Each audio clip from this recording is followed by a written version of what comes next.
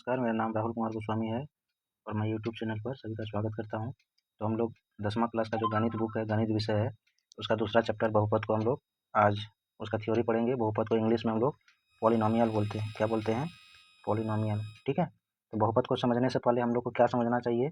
चर, अचर, ये सब के बारे में। तो धीरे धीरे हम लोग समझते हैं। सबसे पहले चर किसको बोलेंगे? ठीक है, चर को इंग्लिश में हम लोग बोलते हैं वेरिएबल।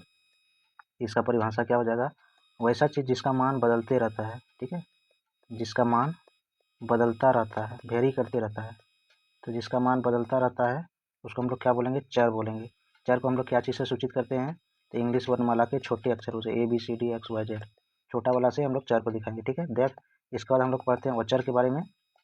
अचर को इंग्लिश में हम लोग कांस्टेंट बोलते हैं। क्या बोलते हैं? कांस्टेंट। ठीक है, तो देखो चर, चर के आगे में और जुड़ गया है, अचर हो गया। ये मतलब इसका उल्टा हो गया, जिसका मान नहीं बदलेगा। चर में बदलता है, इसमें नहीं बदलेगा। ठीक है, जिसका मान नहीं बदलता है। ठीक है, अब नहीं बदलेगा तो क्या होगा? वो स्थिर रहेगा, फिक्स रहेगा। क्या होगा? फिक्स रहेगा, स्थिर रहेगा। जहाँ पे वहीं पे रहेगा, इधर उधर कुछ नहीं, स्थिर। इसका एग्जाम्पल क्या है? कोई संख्या 5 है ना, 4 - 3 8, 8/2, 1/2, 0, कुछ भी संख्या लेते हैं। ये सब अचर का उदाहरण है। और ABCD XY जैसे सब चर का उदाहरण है। फिर हम लोग दूसरा क्या देखते हैं? हम लोग दूसरा देखते हैं बीजगणित व्यंजक के बारे में। उससे पहले आधारभूत संक्रिया देख लेते हैं। आधारभूत संक्रिया किसको बोलते हैं? आधारभूत संक्रिया मतलब फंडामेंटल ऑपरेशन, जो हम लोग बचपन से जोड़ घटा गुना भाग पढ़े हैं। ठीक है, जोड़ घटा गुना भाग, यही सब हम लोग बोलते हैं फंडामेंटल ऑपरेशन, आधारभूत संक्रिया। ठीक है, समझ में आ गया होगा। जोड़ घटा गुना भाग को मूलभूत संक्रिया, आधारभूत संक्रिया बोलते हैं। अब हम लोग देख लेते हैं बीजगणित व्यंजक क्या है। तो बीजगणित व्यंजक, इसको इंग्लिश में बोलते हैं हम लोग अलजेब्रिक एक्सप्रेशन। क्या हो रहा है? क्या बोलेंगे इसको हम लोग? Algebraic expression. Algebraic expression. तो बीजगणित व्यंजक को इंग्लिश में अलजेब्रिक एक्सप्रेशन बोलते हैं। तो इसका परिभाषा क्या हो जाता है? अभी हमने जो चर अचर पढ़ा, क्या पढ़ा? चर पढ़ा, अचर पढ़ा और आधारभूत संक्रिया, जोड़ घटा गुना भाग। तो चर और अचर को जब हम लोग आधारभूत संक्रिया यानी जोड़ घटा गुना भाग से मिला देते हैं तो क्या बन जाता है हम लोग का? बीजगणित व्यंजक। जैसे x लिए, 5 लिए, x चर है, 5 अचर है, दोनों को जोड़ दिए। y चर लिए, -3 अचर लिए और दोनों को गुना कर दिए। z चर लिए, 8 अचर लिए, दोनों को भाग कर दिए, है ना। 2x - 3, कुछ भी एग्जाम्पल ले लो, 2y/5। तो चर और अचर को जोड़ घटा गुना भाग करने पे क्या बनता है? बीजगणित व्यंजक बनता है। ठीक है, अब हम लोग बहुपद के बारे में देखते हैं। बहुपद क्या है? तो बहुपद का परिभाषा जो बनता है वो बीजगणित व्यंजक से बनता है। कहाँ से बनता है? बीजगणित व्यंजक से। वैसा बीजगणित व्यंजक जिसमें चर का घात पूर्ण संख्या होना चाहिए। बहुपद क्या है? तो बीजगणित व्यंजक जिसमें चर का घात क्या हो? बताओ। चर का घात होना चाहिए पूर्ण संख्या। अगर चर का घात पूर्ण संख्या है तब तो बहुपद होगा, और नहीं है तो बहुपद नहीं होगा। पूर्ण संख्या जानते हैं, 0 1 2 3, गिनती की संख्या जो 0 से स्टार्ट होता है उसको हम लोग पूर्ण संख्या बोलते हैं। तो चर का घात में अगर पूर्ण संख्या है तो बहुपद होगा, नहीं तो बहुपद नहीं होगा। वो बीजगणित तो व्यंजक होगा लेकिन बहुपद नहीं होगा। बहुपद होने के लिए चर का घात में पूर्ण संख्या होना चाहिए। जैसे उदाहरण देखो, ठीक है, x² + 2x + 1 बीजगणित व्यंजक भी है, और चर का घात यहाँ पे कुछ नहीं, मतलब 1, यहाँ पे चर का घात 2, मतलब हाँ ये पूर्ण संख्या में आता है तो बहुपद हो गया। x⁵, x⁵1, y⁵3, x⁵2, जो भी घात चर के ऊपर में दिख रहा है अगर वो पूर्ण संख्या में आ रहा है, ठीक है, अगर वो पूर्ण संख्या में आ रहा है तो बहुपद होगा, नहीं तो बहुपद नहीं होगा। बात आ गया समझ में? तो ये सारा एग्जाम्पल बहुपद का है, लेकिन कुछ ऐसा उदाहरण देते हैं इसमें से बहुपद नहीं है। जैसे हम दे देते हैं x⁻² + 5। यहाँ पे देखो चर का घात -2 जो कि पूर्ण संख्या में नहीं आता है तो ये बहुपद नहीं होगा।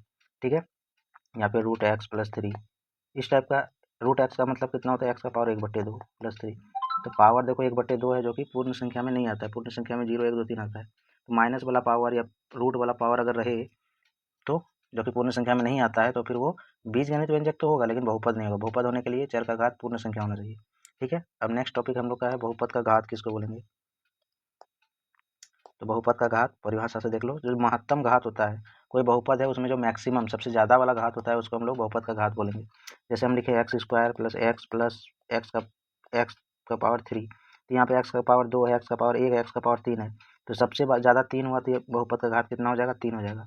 सबसे ज़्यादा वाले घात को हम लोग उस बहुपद का घात बोलेंगे। देखो उदाहरण भी दिया हुआ यहाँ पे, 2y² - 3y + 4, तो यहाँ पे कुछ नहीं, मतलब पावर 1 है, यहाँ पावर 2 है, तो सबसे ज़्यादा पावर 2 हुआ, तो इस पूरे बहुपद का घात कितना हो गया? 2 हो गया। सबसे ज़्यादा वाले घात को उस बहुपद का घात बोलेंगे।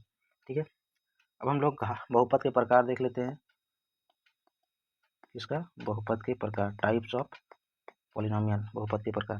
तो बहुपद के प्रकार हम लोग दो तरीके से ले सकते हैं, एक पद के आधार पे, एक घात के आधार पे। ठीक है। पद मतलब टर्म, कई गो पद है, और घात को हम लोग पावर या इंडेक्स बोलते हैं। तो पद के आधार पे ये 9th में आपने पढ़ चुका है। जैसे एक पद है तो उसको एक पद ही बोलेंगे, है ना, एक पद ही। जैसे एक्स प्लस 2x, इसमें एक गो पद है तो एक पद ही हो गया। द्विपदी, दो गो पद होना चाहिए, जैसे एक्स प्लस वाई, इसमें दो गो, एक गो, दो गो, एक्स माइनस 5, दो गो पद है। इस तरह से 3 पद रहेगा तो त्रिपदी। ठीक है, तो वो इम्पोर्टेंट नहीं है, इम्पोर्टेंट है घात के आधार पे। तो घात के आधार पे जो बहुपद होता है वो इम्पोर्टेंट है। तो घात के आधार पे पहला हो जाएगा रैखिक बहुपद, जिसको हम लोग बोलते हैं लीनियर पॉलिनोमियल। तो अगर किसी चर का अधिकतम घात 1 है, वैसा बहुपद जिसमें चर का कितना घात है, 1 घात होगा। अगर 1 घात है तो क्या बोलेंगे उसको हम लोग, रैखिक बहुपद।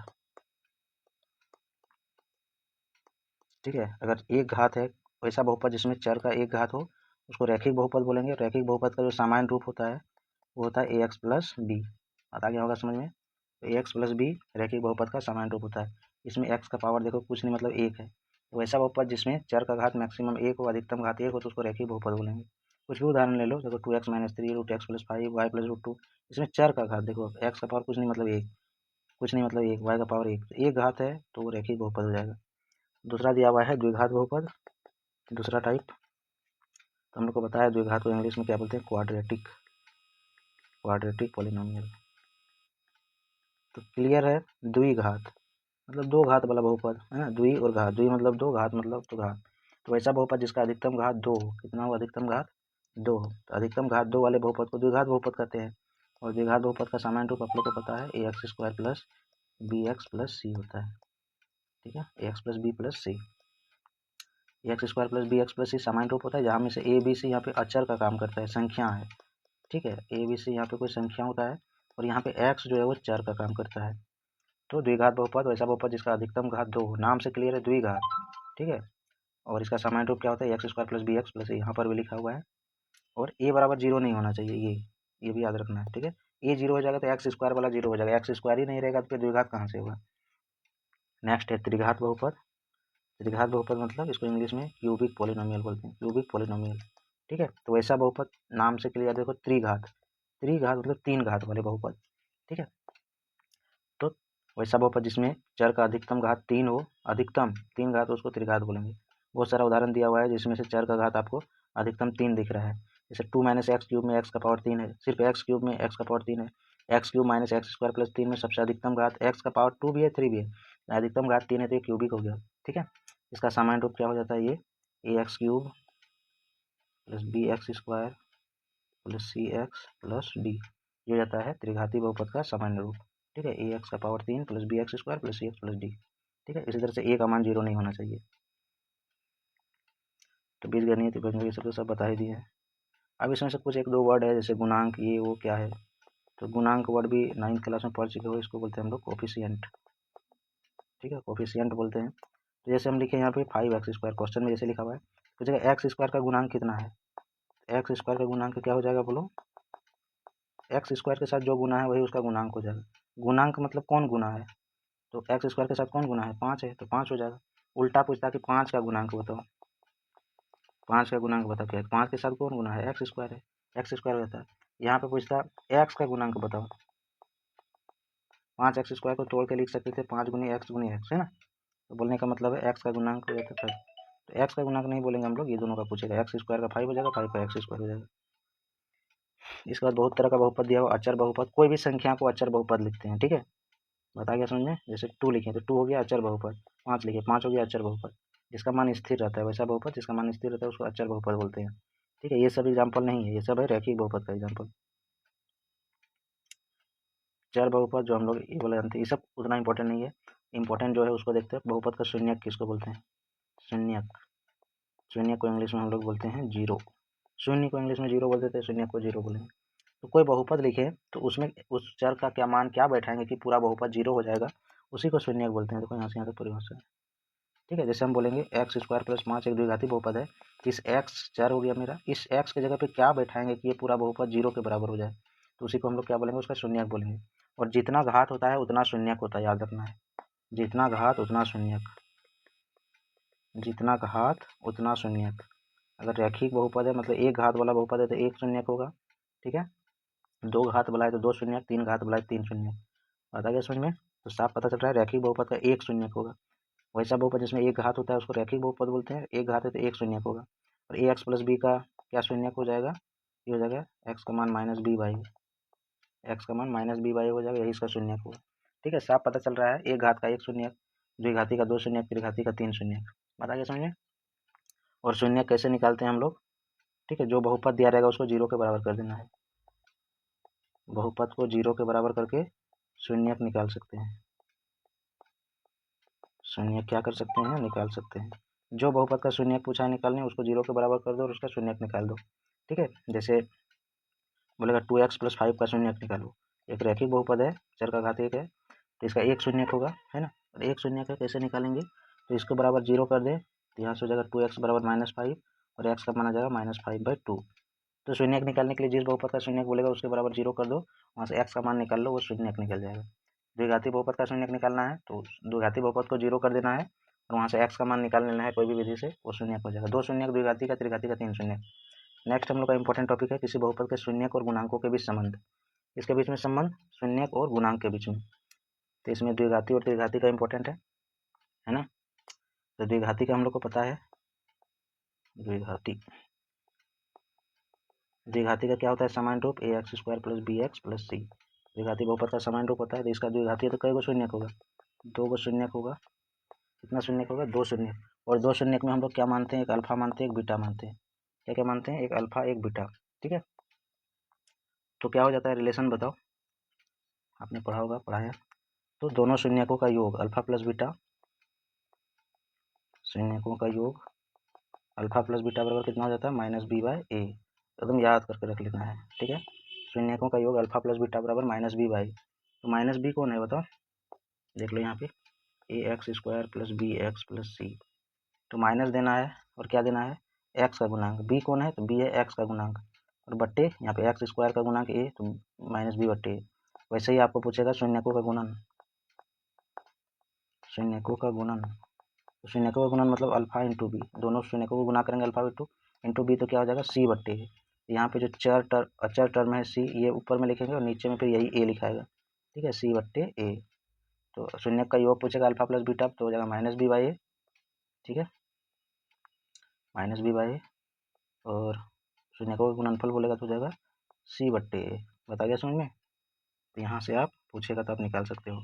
अब उल्टा क्वेश्चन पूछ सकता है, ये तो था अगर कोई द्विघाती बहुपद दिया हुआ है तो उसका दो शून्यक हम लोग अल्फा बीटा मानते हैं, और यहाँ पे x² का गुणांक a हो गया, इस x² का गुणांक a, x का गुणांक b और c अचर पर, तो अल्फा प्लस बीटा बराबर -b/a हो जाता है, अल्फा इंटू बीटा बराबर c/a हो जाता है।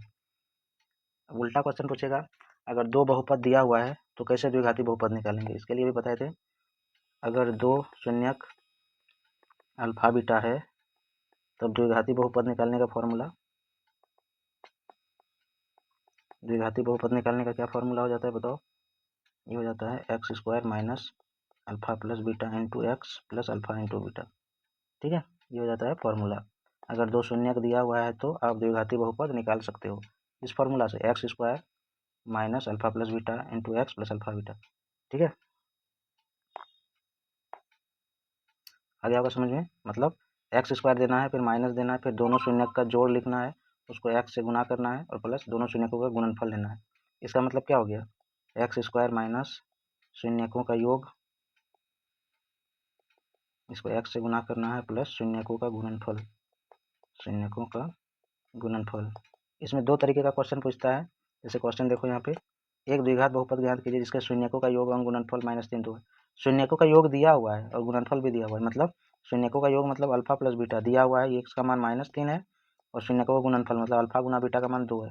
कुछ नहीं करना है आपको, बस इस अल्फा प्लस बीटा की जगह -3 बैठाना है और इस अल्फा इंटू बीटा की जगह 2 बैठाना है। तो क्या आंसर हो जाएगा, x² माइनस, ये अल्फा प्लस बीटा का मान पहले से दिया हुआ है -3 गुनी x, और अल्फा इंटू बीटा का मान पहले से दिया हुआ है 2, तो माइनस माइनस मिलकर प्लस हो गया और +2 ये आंसर हो गया। ठीक है, देखो यहाँ पे कभी कभी क्या बोलता है, अलग अलग शून्यक दिया रहता है, जैसे एक शून्यक 2 है, दूसरा शून्यक 5 है, तो अलग अलग जोड़ेंगे, फिर 2 + 5 करते हैं, 2 गुनी 5 करते हैं। ठीक है, तो याद रखना है, कोई भी द्विघाती बहुपद x² + bx + c के लिए अल्फा प्लस बीटा शून्यकों का योग -b/a और शून्यकों का गुणनफल c/a। ठीक है, नेक्स्ट है, यहीं पे बता देते हैं त्रिघाती बहुपद के लिए। त्रिघाती बहुपद त्रिघाती बहुपद का सामान्य रूप क्या होता है? एक्स का power 3 plus b x square plus c x plus d. तो त्रिघाती बहुपद है, 3 घात है तो इसका 3 शून्य लेंगे अल्फा बीटा गामा, ठीक है, और 3 शून्य लेंगे हम लोग, तो यहाँ पे 3 समीकरण बनेगा। कितना समीकरण बनेगा? 3 को। पहले शून्यकों का योग होगा alpha plus beta plus gamma, ये हो जाएगा मेरा माइनस बी बाय ए। उस तरह से चलेंगे, एक माइनस एक प्लस एक माइनस, तो ये बी वाला लिखाया लेकिन माइनस के साथ बट्टे, ये हर बार बट्टे ए नीचे होगा। फिर दूसरा समीकरण क्या बनेगा? Alpha beta plus beta gamma plus gamma alpha. यहाँ से हो जाएगा ये क्या हो जाएगा बोलो? ये माइनस बी बाई हुआ है, इसमें माइनस बी बाई लिखे थे, इसमें क्या लिखेंगे हम लोग इस बार? ये वाला सी बट्टे ए, ठीक है। और तीसरा समीकरण क्या बन जाएगा? तीनों का गुणनफल अल्फा बीटा गामा, ये जगह हम लोग का बताओ माइनस डी बाई, हर बार नहीं, हर में ए से भाग होगा, ठीक है, हर बार हर में इस ए से भाग होगा, लेकिन जब जोड़ेंगे तो ये बी होगा, फिर दूसरा समीकरण में ये सी लिखेंगे, और तीसरा अल्फा बीटा गामा में इस डी को ऊपर लिखना है, लेकिन minus plus minus minus plus minus ये देना है, ये वाला भी पूछ सकता है, ठीक है। तो बस यही 10th क्लास का मैथ बुक में बहुपद में है टॉपिक। बहुपद का जोड़ना घटाना ये सब नहीं आएगा, भाग करने देता है, ठीक है। बहुपद का भाग आता है, जैसे x प्लस 2 से आपको भाग देना है एक्स स्क्वायर प्लस 5, इस टाइप को आप भाग दे सकते हो, कोई दिक्कत नहीं। हम लोग ये वाले से पढ़ेंगे कई बार चलेगा। तो x का पहाड़ा में अगर एक्स स्क्वायर चलाना है तो x को x से गुना करना पड़ेगा, है ना, तो x बार चलाएंगे, x को x बार चलाएंगे तो जितना बार चलेगा उतना बार चलाएंगे, एक्स स्क्वायर हो गया, लेकिन इसके बगल में जो 2 है उससे भी उसको गुना करना है, इस टाइप में 2x। फिर हम लोग यहाँ घटाते घटाते तो साइन बदल जाता है, साइन बदलेगा तो यहाँ कुछ नहीं, प्लस माइनस कर गया, अब यहाँ से हो गया माइनस 2x प्लस 5, इस टाइप से बनाना है। फिर x का पहाड़ा में कितना बार चलेगा? माइनस 2x, तो माइनस 2 बार चलेगा, ये माइनस 2 बार चलाएंगे तो माइनस 2x हो जाएगा। फिर 2 से भी गुना होगा तो 2 गुना माइनस 2 माइनस 4, हम लोग को पता है घटा होता है साइन बदल जाएगा, तो माइनस 2x प्लस 2x खत्म, प्लस 5 माइनस 4 1, तो इस टाइप से भाग देना है आप लोग को, ठीक है। आई होप ये त्रिघाती बहुपद वाला मैं बता चुका हूँ पहले ही, ठीक है। 3 शून्य को ये तीनों रिलेशन आपको याद रखना है, ठीक है। तो इसका ऑब्जेक्टिव भी कर देंगे, सब्जेक्टिव भी होगा कर देंगे। आई होप आप लोग को